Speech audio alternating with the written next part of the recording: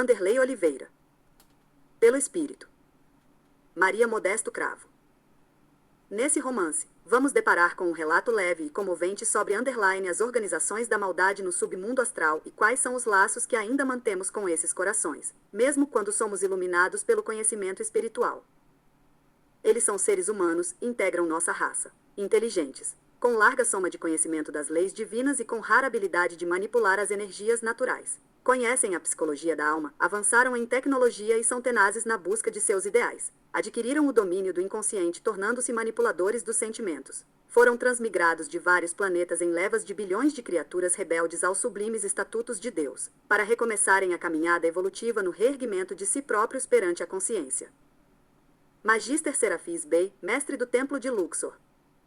O diamante no lodo não deixa de ser diamante. Vanderlei Oliveira, pelo Espírito. Maria Modesto Cravo.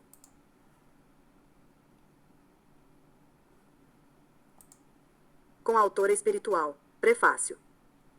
Em favor da paz mundial. Eles são seres humanos, integram nossa raça, inteligentes, com larga soma de conhecimento das leis divinas e com rara habilidade de manipular as energias naturais. Conhecem a psicologia da alma, avançaram em tecnologia e são tenazes na busca de seus ideais. Adquiriram o domínio do inconsciente, tornando-se manipuladores dos sentimentos. Foram transmigrados de vários planetas em levas de bilhões de criaturas rebeldes aos sublimes estatutos de Deus, para recomeçarem a caminhada evolutiva no reerguimento de si próprios perante a consciência. Chegados à Terra em degredo, formaram castas de rebelião usando as tendências inatas de inconformação com o exílio. Renascidos nos troncos antropológicos mais remotos do que hoje é o continente africano, foram, paulatinamente, resgatando as reminiscências da bagagem intelectiva e social que armazenaram. Vieram em naves, cuja atual tecnologia mais avançada da ciência supersônica nem sequer alcança os níveis de engenharia aeroespacial dominada àquele tempo pelos tutores interplanetários que lhes fizeram o transporte galáctico. Um trabalho de minúcias, planejamento e milênios de execução. 4 troncos de transmigrados foram decisivos para a construção da história da Terra nos últimos 15.000 anos. Eles se disseminaram pelos povos da Suméria e Mesopotâmia. Espalharam-se pela Caldeia e depois pelos povos que originaram a família indo-europeia. Deixaram relatos claros de seu poder criador no Egito, na China, na Índia e na velha civilização greco-romana. Entre os 4 troncos, 2 deles, o ariano e o povo da casa de Israel ou tronco judaico-cristão 2, sempre estiveram presentes nos mais conhecidos episódios da história humana, ora como egípcios, ora como hebreus, ora como romanos, ora como palestinos, ora como nazistas, ora como judeus. Tais espíritos se revezaram em uma das mais sangrentas e antigas disputas que transcende a chegada de todos eles a esta casa planetária. Os arianos como cultores da raça pura e do progresso pelo domínio, amantes do poder, das castas. Os judeu-cristãos como zero grupo mais afeiçoado à religião, amantes do Deus único e também os mais pretensiosos proprietários da verdade. Nos primeiros, a arrogância nacionalista. Nos segundos, a arrogância religiosa. Digladiam por milênios afora dando continuidade a uma velha disputa pelo poder, ambos adoecidos pela vaidade. Os arianos acreditam na força bélica e os judeu-cristãos na força divina. Religião e arma são 2 extremidades de um processo antropológico milenar deste planeta. Ódio e amor, poder e fé, velhos arquétipos dominantes nas mentes exiladas. Foi nessa fieira de ódio e incompreensão, há mais de 10.000 anos, que se organizou a primeira força militar da maldade na Terra. Eles se denominaram dragões, a mais antiga casta de poder formalizada no astral inferior de nosso orbe. Descendentes de ambos os troncos de exilados, como facínoras da hipnose coletiva, entrincheiraram-se na revolta e no ódio milenar. A migração interplanetária é uma ocorrência contínua e natural no universo. Da mesma forma, o ir e vir de comunidades no ambiente terrestre é uma constante, obedecendo a fatores socioespirituais. Diversos grupos reunidos por compromisso e afinidade deslocam-se conforme a extensão de suas necessidades de aprimoramento evolutivo dentro do planeta ou para fora dele, nas esferas mais próximas de suas manifestações vibratórias. Houve uma grande reação das trevas com as conquistas do século XX, pelo fato de serem avanços realizados pelos aborígenes, o povo da Terra. As comunidades sombrias zombam desse fato recordando as contribuições que deram ao Velho Egito e às civilizações primitivas. Essa insurreição também se deve ao estratégico renascimento corporal de dragões, cujo objetivo seria destruir a humanidade incendiando a cultura, a política e a economia mundial. O noticiário comum não pode afirmar, mas inúmeros líderes políticos de facções fundamentalistas desenvolveram uma indústria bélica, socialmente invisível, com o aval de países ricos que não tinham noção dos perigos que aqui expunham o planeta. As forças sombrias continuam acirradamente o feroz ataque ao bem. O fundamento basilar dessas hordas consiste em colocar o instinto como núcleo estratégico da derrocada humana. Convencer o homem da Terra de que não vale a pena mudar de reino, subir o degrau do instinto para a razão. O prazer, nessa concepção decadente e astuta, reside em manter-se na retaguarda dos 5 sentidos, buscando as gratificações imediatistas e passageiras. Viver, dentro dessa ótica enfermiça, significa gozar os prazeres da matéria, fruir todos os interesses pessoais. Estamos em um instante delicado. Daí a razão de conclamarmos servidores fiéis em todas as plagas do mundo. Existem embaixadores do Senhor em todos os flancos nos quais haja poder de influência sobre multidões. Uma retaguarda de almas de coração puro e experimentadas na arte de construir o bem foi acionada em regime de prontidão permanente nestes últimos 30 anos. Entre elas, muitos baluartes respeitados nas searas da religião transferiram suas enormes responsabilidades aos sucessores naturais, para atenderem ao chamado do celeste orientador da caminhada planetária junto ao turbilhão de desordem e interesse nos ambientes administrativos das sociedades. O Templo de Luxor 3 e o Hospital Esperança 4 representam uma vasta equipe de cooperadores nos serviços redentores, nos porões do submundo astral. Os dragões são nossa família pelos elos do coração. Filhos transviados que mendigam amor incondicional. Essa manifestação de amor deve constituir a orientação essencial a quem almeja somar nas oficinas de abnegação e socorro pela iluminação das sombras abissais. Quando estendemos a mão a um vizinho, quando desenvolvemos um gesto de solidariedade ou educação, quando tornamo-nos um exemplo de cidadão, enfim, quando exercemos a cidadania cósmica, estamos efetivamente cooperando para um mundo melhor e atendendo ao clamor pela regeneração, que acena um futuro promissor em favor da paz mundial. Magister Serafis Bey, mestre do Templo de Luxor. Belo Horizonte, janeiro de 2009. Introdução. Diamantes no submundo astral.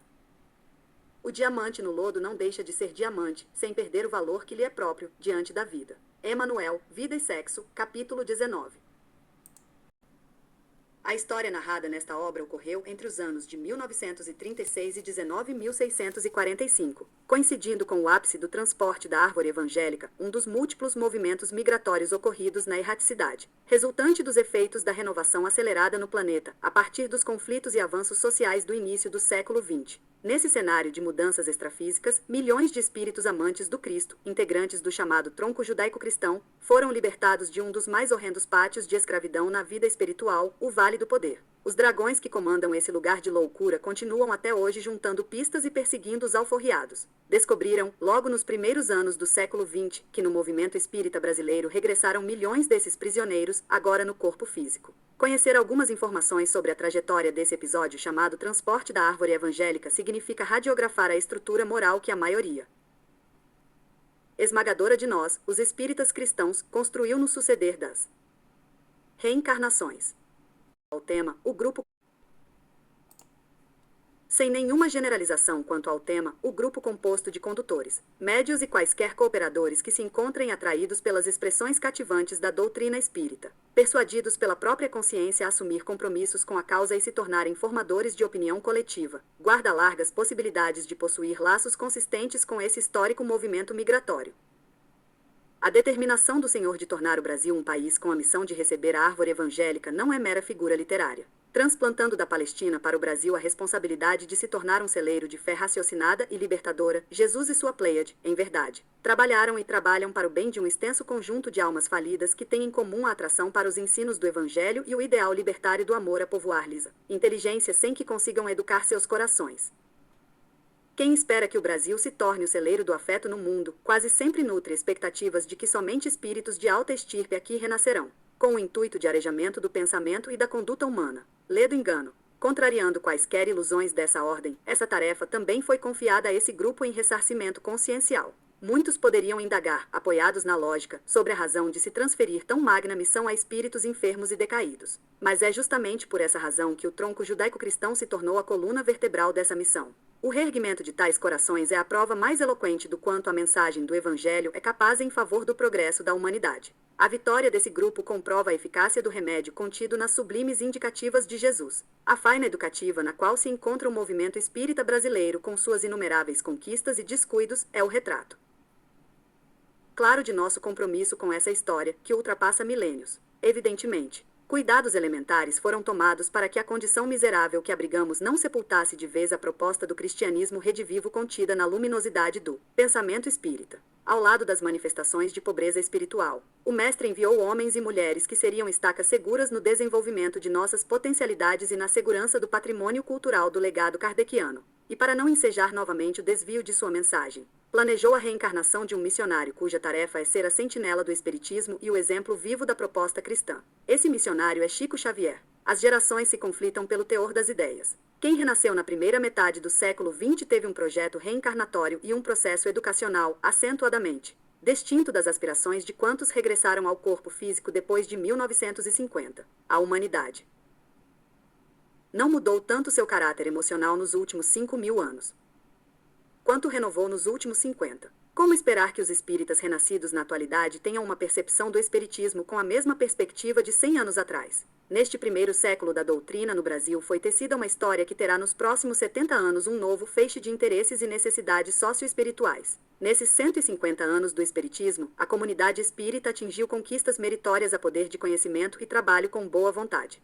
Imaginemos quanto não faremos com o sentimento efetivamente renovado.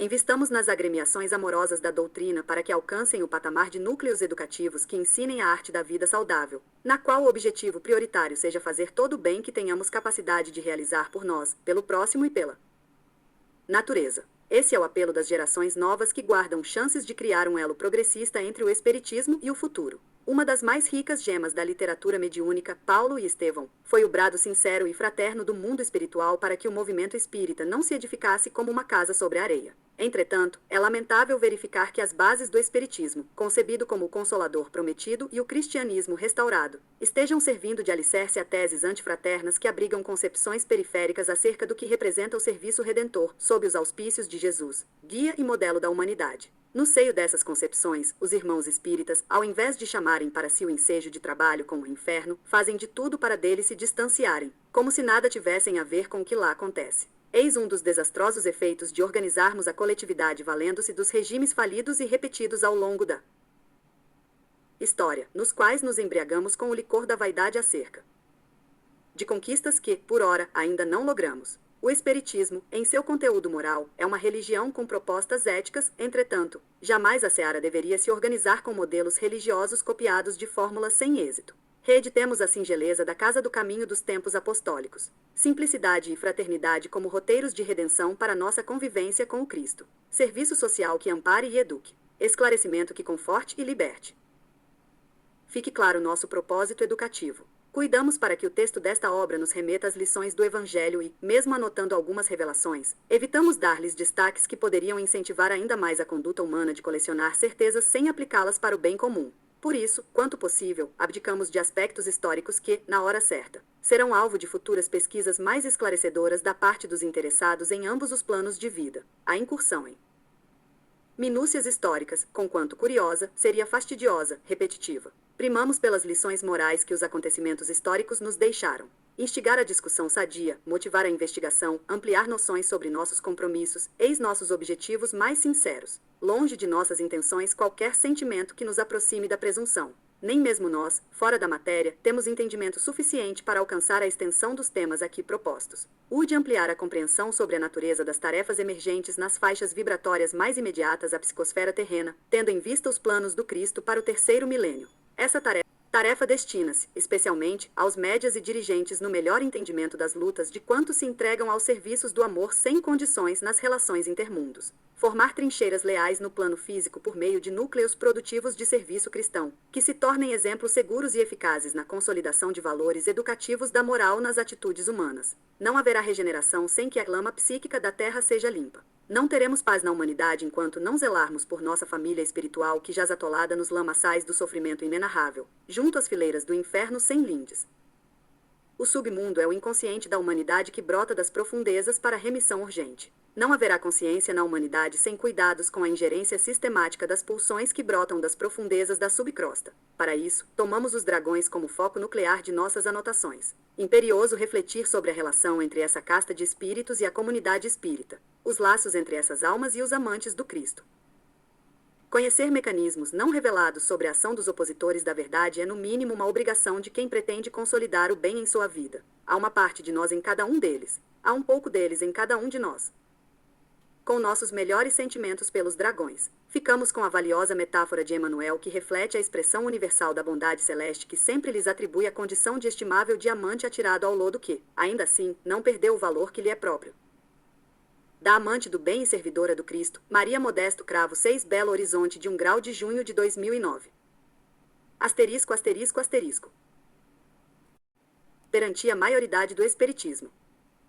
Tudo tem o seu tempo determinado, e há tempo para todo o propósito debaixo do céu. Eclesiastes 3h01. O pedido a mim endereçado por Dona Modesta foi para falar algo sobre o que significaram os últimos 10 anos da minha vida, desde o surgimento da obra Seara Bendita, psicografada em 1999 e lançada em 2000. Depois de 22 anos de comprometimento e muita disciplina no exercício da mediunidade, orientada com base em Jesus, Kardec e Emmanuel, fui chamado para uma vivência na qual jamais havia imaginado estar inserido algum dia. E de um momento para outro, lá estava eu com a responsabilidade desafiante de ser um médium envolto no teste árduo do conhecimento público. Eu diria que foram os 10 anos mais proveitosos de toda a minha trajetória como espírito em aprimoramento. Houve muitas perdas, decepções, abandonos, maledicência e desrespeito, que hoje concebo como afiados instrumentos cirúrgicos rasgando minhas ilusões pessoais. As ilusões começaram a ruir. Ilusões acerca de minha personalidade e também das pessoas com as quais dividia o campo de trabalho espiritual.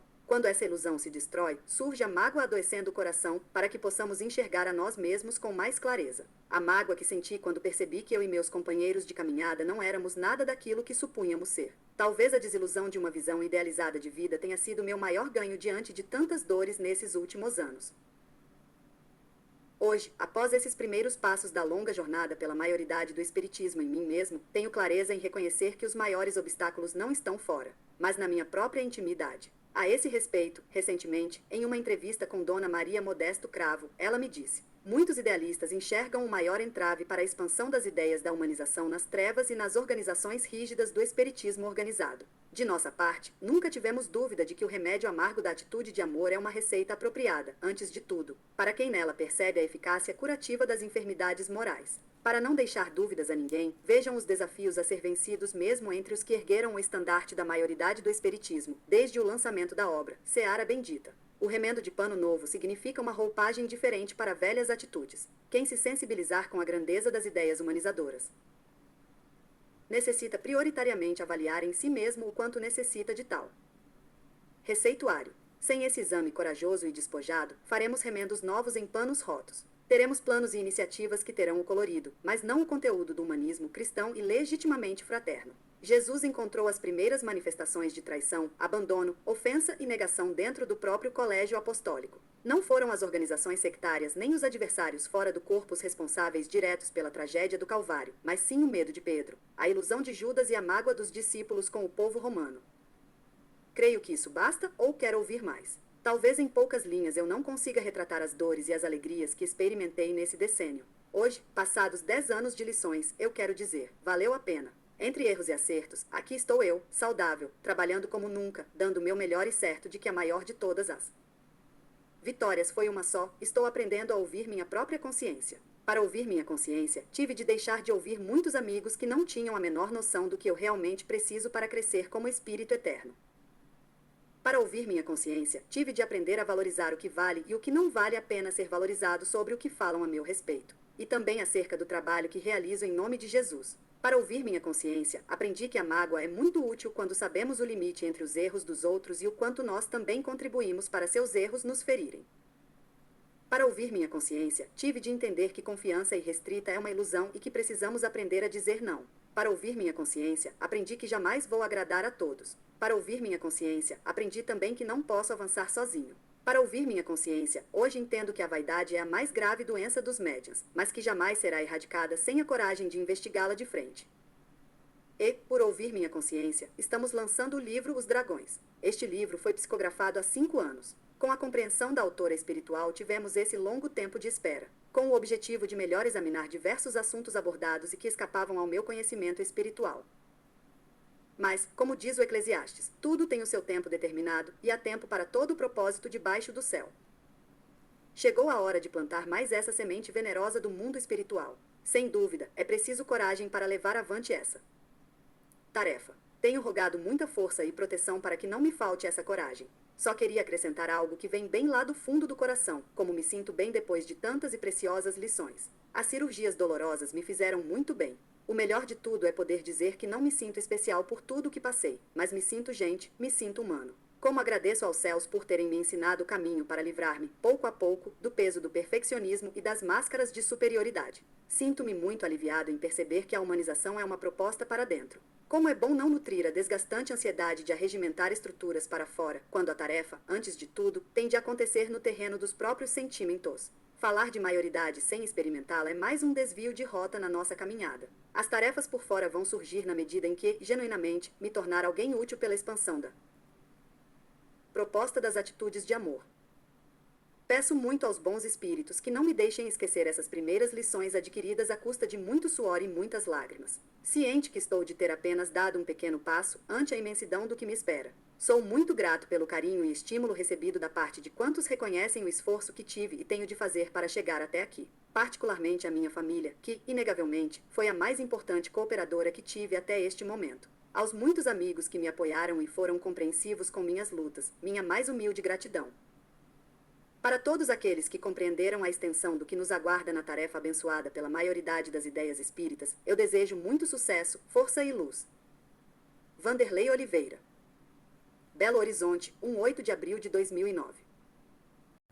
Meus filhos, Jesus conosco. Nossos laços se intensificam a cada dia. A barreira da morte foi vencida pelo amor que nos une. O momento glorioso da renovação convida-nos aos amplos voos na direção dos tempos novos. Rejúbilo-me pelo alcance dos nossos esforços, tendo em vista tantos obstáculos a superar. O céu e a terra, sem dúvida, cantam hosanas pela bênção de oferecermos ao mundo físico as noções mais justas e fiéis da nossa família em dor nos pátios do submundo. Glória a Deus nas alturas pelo conclave de almas que buscam sair do conforto para atender às demandas da hora.